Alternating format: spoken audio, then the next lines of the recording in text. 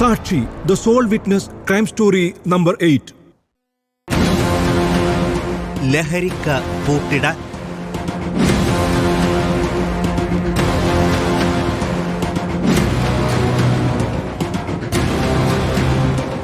രാസലഹരി കച്ചവടക്കാരെ പൂട്ടാൻ ഊർജിതമായ അന്വേഷണം നടത്തുകയാണ് കേരള പോലീസ്.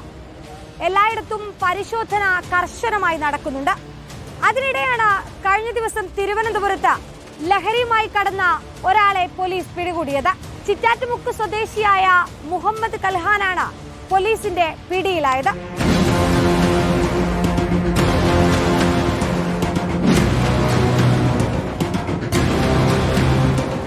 ലഹരിക്കടത്തും വിൽപ്പനയുമാണ് ഇയാളുടെ രീതി.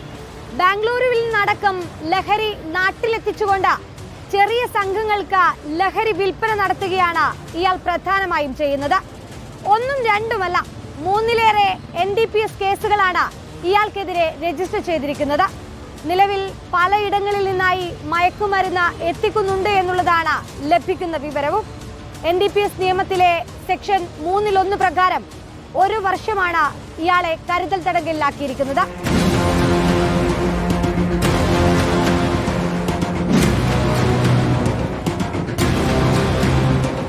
ഇയാൾക്കൊപ്പം കൂടുതൽ പേരുണ്ടോ എന്ന് പരിശോധിക്കുകയാണ് പോലീസ്.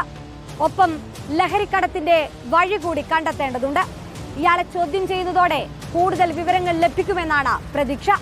നിലവിൽ ഇയാൾ പൂജപ്പുര ജയിലിലാണ്. ലഹരി സംഘത്തിനെതിരെ കൂടുതൽ നടപടി ശക്തമാക്കുമെന്ന് പോലീസ് പറയുന്നു. Reporter Sunisha Yellur, in reporter, Thiruvananthapuram.